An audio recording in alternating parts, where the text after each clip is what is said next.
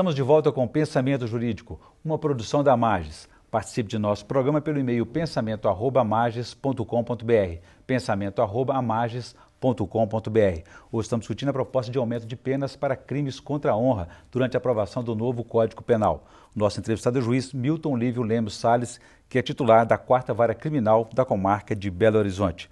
Doutor Milton, muitas vezes as pessoas, quando recorrem à justiça, não sabem distinguir entre calúnia, difamação, injúria e faz aquela ação genérica. Como é que se orienta nesse caso?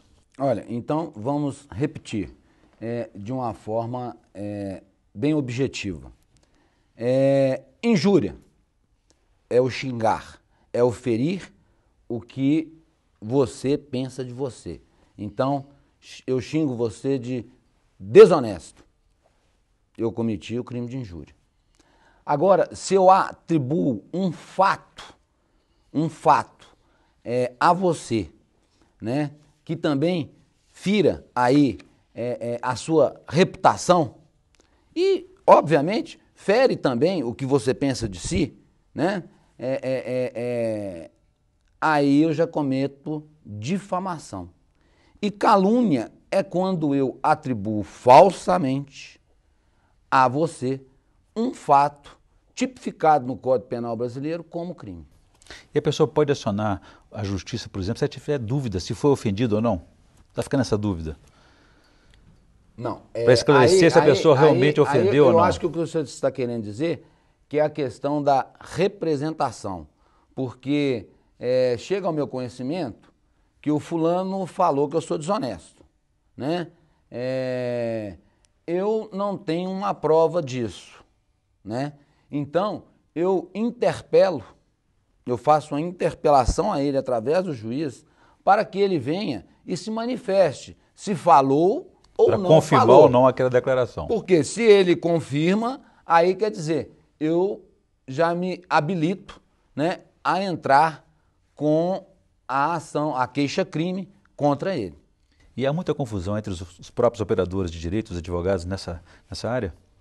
Não, o que eu percebo e que ocorre com uma certa frequência é que os operadores do direito, no caso os advogados, eles não se preocupam porque tem uma exigência no Código Penal brasileiro de que a procuração outorgada ao advogado para o ajuizamento da ação conste nela especificadamente,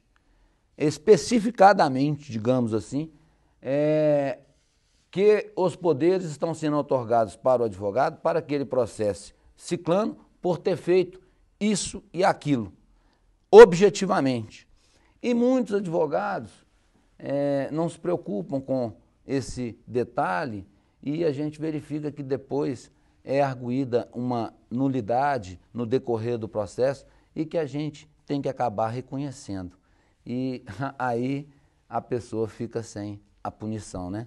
Agora, eu não sei se vai ser nesse bloco, mas nós temos que lembrar, né, que na difamação e na injúria nós temos o direito daquele que comete o crime de se retratar. Antes da sentença? Antes da sentença. Isso pode anular, por exemplo, o processo todo? Não é que isso anula o processo, mas é uma causa para...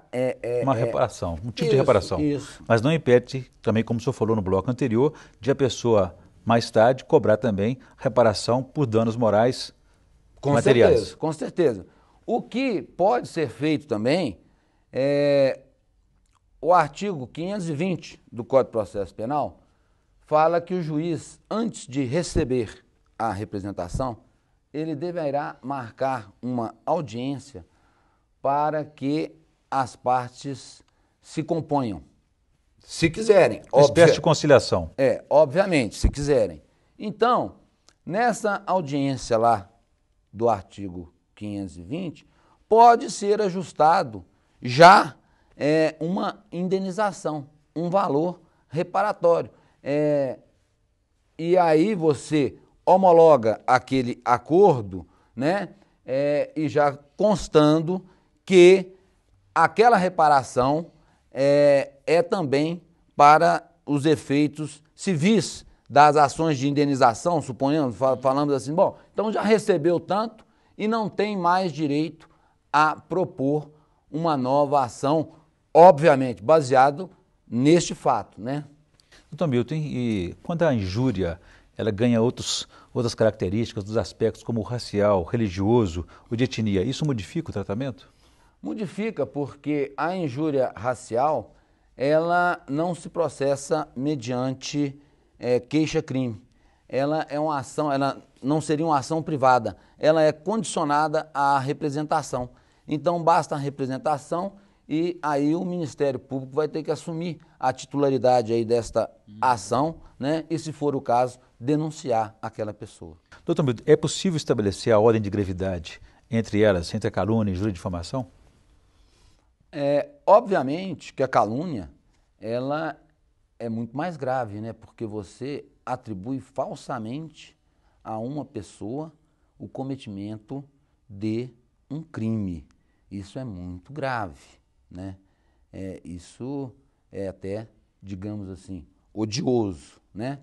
Agora, a graduação seria assim, a injúria um pouquinho, a difamação meio e a calúnia o máximo. E naturalmente a questão das penas também varia conforme essa observação que o senhor fez aí, né? Agora, veja bem, eu estou dizendo isso, né, mas isso aí na minha concepção, porque só aquele que é debochado, que é aviltado da sua honra subjetiva, é que sabe o quanto que aquilo dói, né? Então, quer dizer, a gravidade aí vai depender da vítima. Não, da vítima também.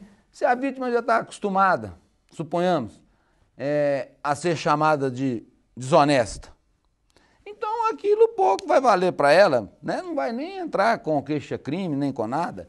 Agora, se você chama uma pessoa reta, né? Aí causa aquele sentimento, a autoestima da pessoa que ela fala, puxa vida, mas eu não sou desonesto e estão me chamando de desonesto. Então, quer dizer, obviamente que essa pessoa vai se revoltar e vai querer, de toda forma, entrar com a queixa. E a reação, né, por exemplo, da parte pode influenciar também a avaliação que o próprio juiz fizer nesse processo. Porque a honra, qual é o significado dela? Na verdade, é um valor imaterial, né? Com certeza.